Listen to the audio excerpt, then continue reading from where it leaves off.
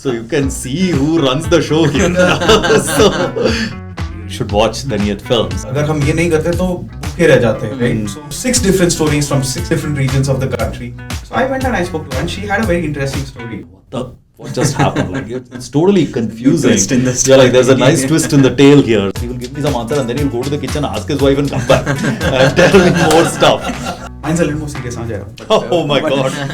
Okay.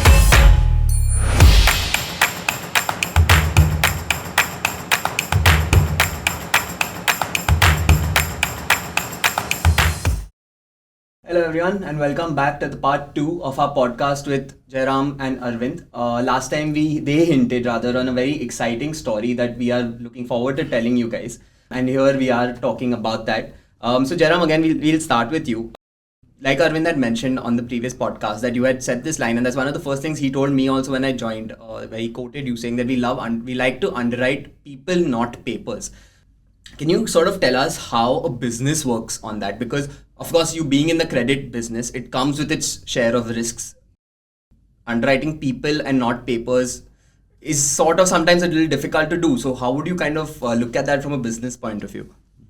See, our business is, when I say our business, I mean lending is unique when compared to many other businesses, in that this idea that we serve people almost needs to be stated. In most businesses, it's not necessary. If you're selling soap, of course, you're selling it to the person who's using the damn soap. Yeah. Like, it's not complicated. Of course, you serve the person. Like, it's pretty straightforward. But in a lending business, that's not the way it works. Traditional lending companies, banks, etc., often don't see their customers at all and tend to evaluate their customers essentially through the lens of the paperwork that they see. So your KYC documents, your property documents, your income documents, your bank statement documents, your tax filings, this is what you are. Varun is not a person. Varun is the stack of paper that's in front of me, right? And all I know is how good is the stack of paper. I have, usually, in most cases, I have no idea who the actual person is. And frankly, don't really care that much, has been the attitude of the industry. The idea of KYC, what I call the capital letter KYC, is know your customers, has essentially been boiled down to, do you have an identity document, do you have an address document, and do you have a photograph? And if you have those three things, you know your customer, right? But the small letter, small letter word KYC, do you actually know your customer? Do you actually know Varun? Not really. I really don't know anything about him at all, right? But if Varun is the type of guy who doesn't keep a lot of money in this bank account, does have one, but really doesn't keep a lot of money in it, seems to do most of his transactions in cash, hasn't really filed taxes in a long time, runs a small business, pays most of his people in cash, kind of his customers pay him in cash, and that's just the way it has always been. Lives in a small house he claims he owns, but really haven't seen the paperwork going back 2 or 3 generations. I don't really know exactly what the paperwork is. That's Bharat for you. That's how most of Bharat is. Unfortunately, that person, he cannot be served by the formal banking sector, because their paperwork is just too weak. Their paperwork is too weak. So effectively, you will say, nope, I'm not able to lend you money or not willing to lend you money because I can't convince myself that you make the money that you claim to make, that you indeed own the place that you claim to own, that you indeed have the kind of customer base that you claim to have, etc. So it's kind of not worth the trouble. Like, you're not worth my trouble. So banks are very good at taking information out of paperwork and reading those signals and lending to people. They have become extremely good over time, and in the age of AI, etc., we could become better and better at doing that. But going beyond the paperwork, when the paperwork is not that strong, then going beyond the paperwork and understanding the individual behind it has never been the strength. of the banking sector. And that's where I think the real big business opportunity lies, is if somebody can go and find ways to underwrite customers that traditional banks find hard to assess because the paperwork is weak, then they stand a significant advantage in the market, and they can tap into a very large segment of the market which is currently not open to them, right? And that's what we try to do. I shouldn't only sort of claim some great deep insight here necessarily. Last time we spoke, I spoke about kind of the duality of majboori and majbooti, right? So some part of it is majboori, like you have to, like, necessity is the mother of invention. You come up with new thoughts, new ideas, new business opportunities, etc., because you'll go hungry otherwise. So we had to figure out some place where we could find a foothold, and this is one. And turns out that it's a much larger segment than we had anticipated, and with God's grace, we've been able to kind of get a strong enough foothold there that we've been among the fastest growing lending companies in India over the last 2-3 years on the back of that insight. Arvind, so last time we spoke about being able to quantify Neeyat, right? So we've launched Parakh. Parakh essentially tells our customers stories. Do you feel this is a sort of proof of concept of how Neeyat works? Yeah. I mean, if you ask me in one word, definitely, because it's the premise with which the company's been built. Like how Jairam explained, यार अगर हम ये नहीं करते तो भूखे रह जाते हैं, right? So it was the mother of invention, because we had to invent not just underwriting one person who you interact with, but Bharat at scale. So which means you are essentially dealing with 80% of this country, and we spoke about that in the previous podcast, where एक तरफ तक आपको पता है कि ये इतने सारे चीज जो है ये इनके बारे में आपको मालूम पड़ेगा, उसके बियॉन्ड जो है वो आपको असेस करना पड़ेगा. It is all on the basis of stuff that you get on that interaction you have with that person. So imagine trying to do this for 100,000 people or 1 million people, right? So that is where it gets tough.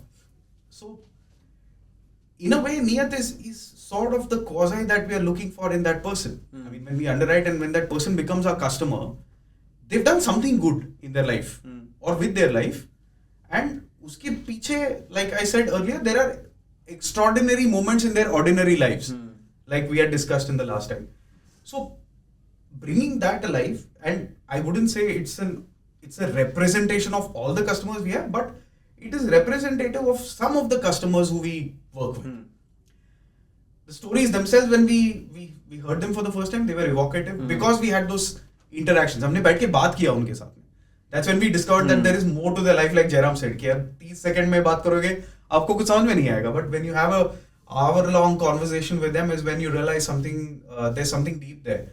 So that's what we try to bring alive. And if you look at it, it's kind of logical. We said we underwrite people, not just papers. Neeyat was born as a brand promise. We brought that alive using evocative, small format advertising material, right? So short form, under 1 minute sorts. And then we said, hey, but that's not telling the entire story of Bharat.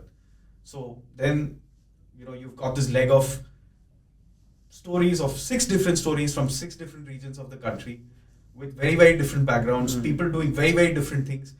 Yet in some form, we managed to be fortunate to be able to serve them and bringing those stories alive. I think that was a joy in itself, and it's the true personification of Neeyat in their lives. And it's like this, they're not trying hard ki saying ki yaar meri niyat saaf hai.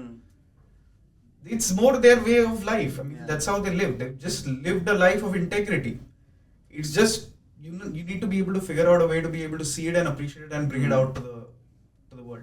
Yeah. And I remember you telling me that we had gone through, I think, like hundreds and hundreds of customers to be able to, unfortunately, only have to be able to say 6 stories because of several reasons. And I know both of you all have had the sort of opportunity to meet a bunch of our customers, and I've personally heard very interesting stories from both of you on that. Are there anything that both of you would like to kind of highlight? Maybe Jairam, you can start. Yeah, I mean, you should watch the Neeyat films, and you will see some very, very, or 5 or 6 really interesting stories, and some of them came from our one-on-one interaction with some customers, and at least one or two of these customers are customers we engaged with, we interacted with, we loved it, and I was like, oh my God, we need to tell this story to a broader audience because it's so cool. I think it's interesting. I'll tell you, like there is such interesting stuff going on. Like I met a customer who makes mithai, like it was a small gully in Old Delhi. He has a mithai ka shop, and he has been running it for a while, and he was buying a house, and you just have a conversation with him, and you're like, okay, why are you buying this house? And he's like, नहीं मैं यहाँ पे आ जाऊँगा अभी. So you're like, okay, so where do you live now? And it turns out he lives a little bit far away from his shop, and I'm like, okay, so that's weird. Like, why do you live there? Like, if your shop has been here for many, many years, why do you live there? And you talk to him and you realize, oh, there's a family story here about how his father used to own a shop and he used to be there, but then he and his brother kind of don't get along. Something happened. There's some story there, and how he's sort of put up his shop here and so on, and now he's finding a place here and he wants to kind of move in here, and there's kind of a story there, and you're like, oh, so there's some sort of family drama, some politics going on, like all this stuff. And then you say, okay, who's going to sit in the shop, and you say, okay, and then somewhere along the way you realize, my brother's son will also come and live here. What just happened? Like it's totally confusing. Yeah, like there's a nice twist in the tale here, saying, okay, what did this come from? So you realize that their lives are complicated, and whatever might be happening in their at one sort of superficial layer, where you find that there's a nuclearization of the family that's probably happening, and that's probably why this need has come up. You might realize later that no, it's not really that. It's actually a whole other thing about going on, about kind of setting up the next generation, and they want to whatever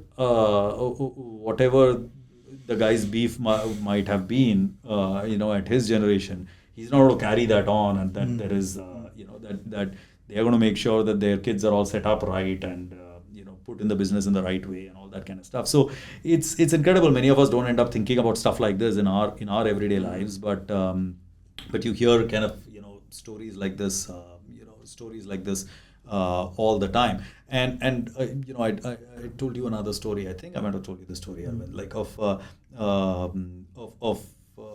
this other customer that I met, where the customer had taken his day off to actually because I was going to be there, and the customer would and I'd be there. I was there in his house, and then he would go into the kitchen, like take out some biscuits or whatever it is, take in a plate, and then come back and give it to me, and then go in there, get some sharbat and give it to me. And I was like, why is this guy doing so much back and forth? And then I realized that this is like a parda household, like the wife is there, in the kitchen, but she's not going to come out because I'm a stranger, and she's going to be there. And then he will he will keep serving me, and that's why he has to like be there because one gair mard is coming to the house or whatever.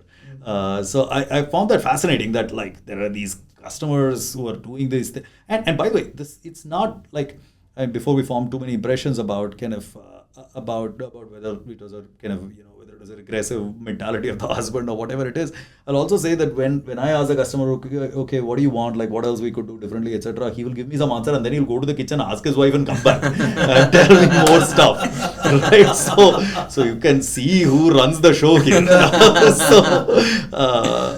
So it's fascinating. You see some really interesting things. When you go out and meet customers, and hopefully you'll see some of those interesting tales and stories in these little films called Parakh that we have put together. Anything from? I have one story that I definitely thought I should talk about today. So this lady who I met in this place called Kadalur. It's a little town that's about 100 clicks further from this place called Pondicherry, which I'm sure a lot of people would have heard of. She runs this little DDP operation shop. What she does, she basically gets contracts from photographers and photographers who work in weddings and stuff, right? So they give her the image bank, and she cleans up those images, does whatever that is needed, and creates a digital album and gives it back. So that's like her job. and her husband works as a security guard in a nearby, I think, bank. And they were looking to kind of build a house, right? And I think the guy tried and he couldn't succeed. So then she reached out again. I think this came through one of our partners, and then we said, hey, you know what, we want to talk to her. So I went and I spoke to her, and she had a very interesting story. Mine's a little more serious, huh, Jairam? Oh my God. Okay. So that's red alert coming right there. But so she used to run this out of home along with her sister, and they both had like one computer each to kind of themselves and do that. And then before COVID, they were doing so well that they had 50 or 60 photographers who would across the state.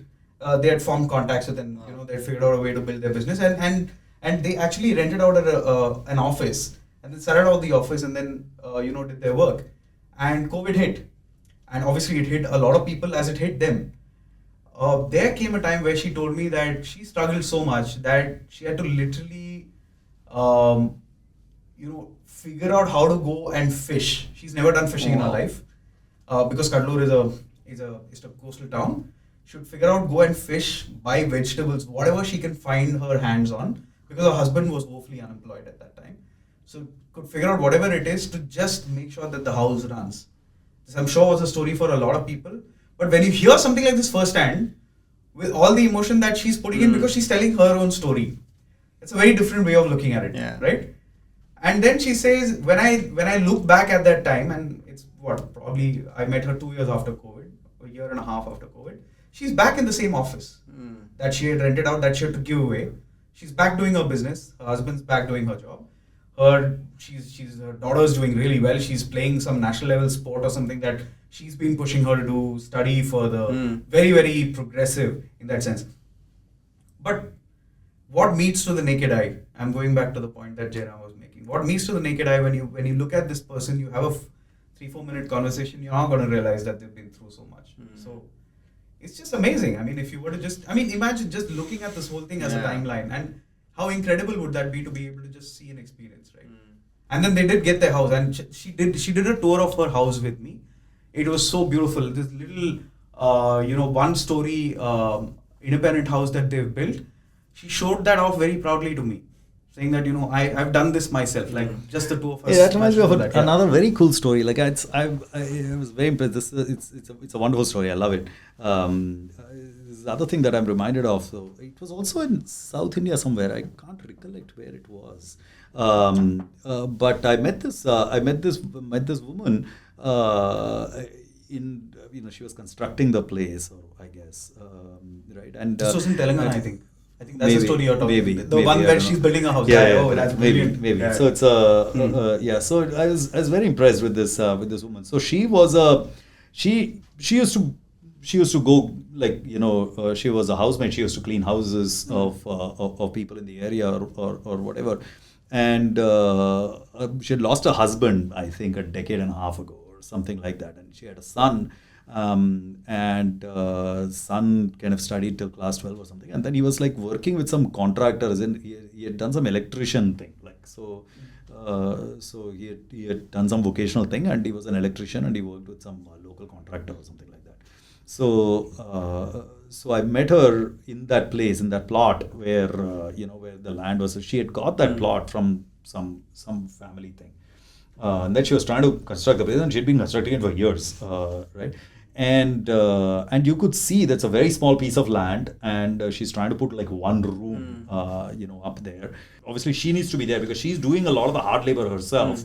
She can't employ a bunch of people to actually do that work. She's got some contractor locally is helping her, but mostly she's doing a lot of the hard labor herself, right? And so she needs to be close by as well to make sure that she can keep coming there. I'm like, okay, what do you do? Like, where do you live right now? So she says, I have a friend, two rows out from here. So I said, so you live with her? So she said, no, I don't live with her. She has a terrace, so I sleep on the terrace. So she sleeps on the terrace 2 rows away.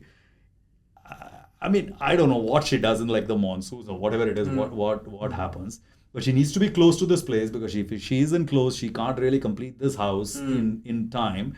and she has just enough money.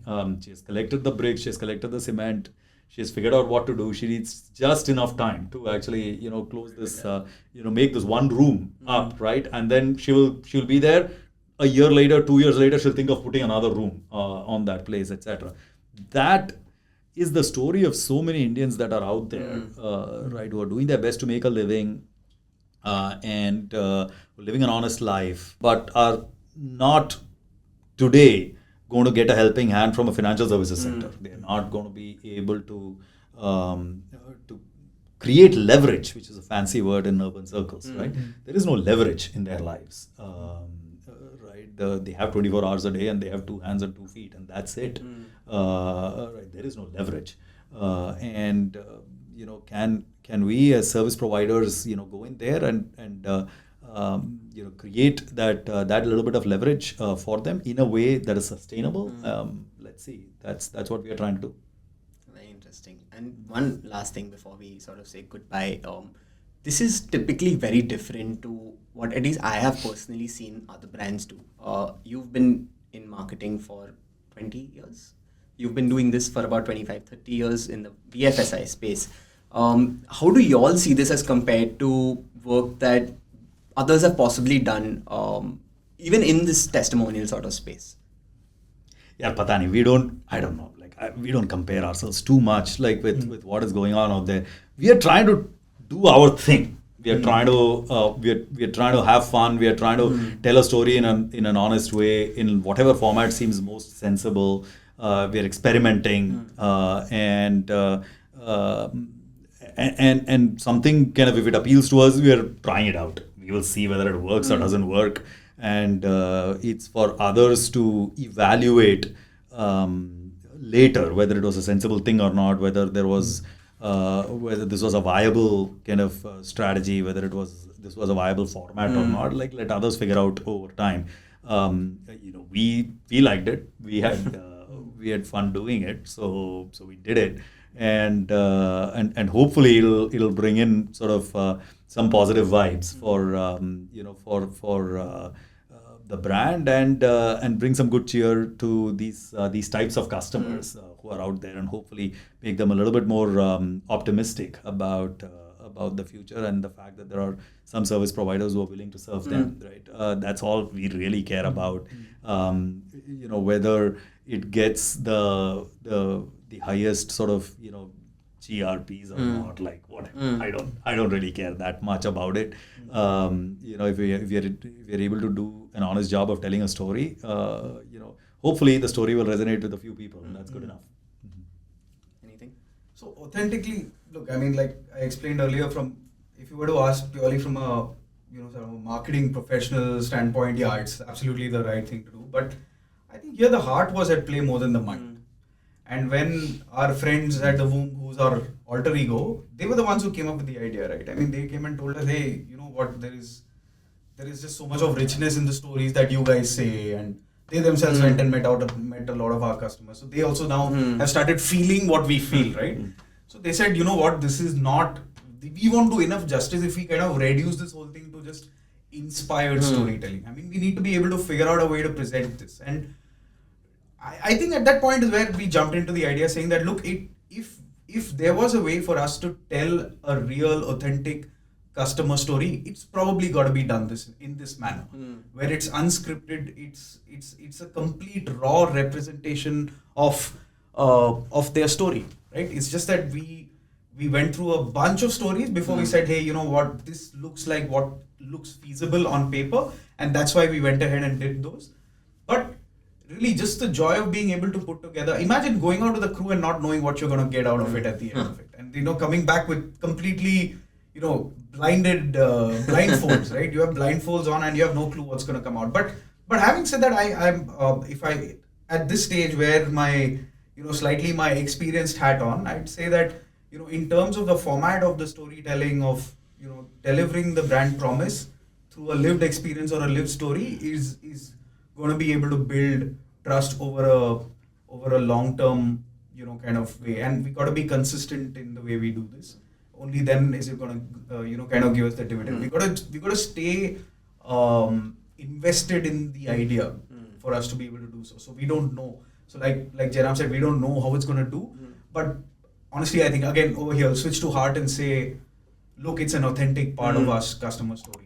If our customers our potential customers have liked the pressy version, which is the advertising version, needless to say, there will be some takers for what is nothing but a real story. Yeah.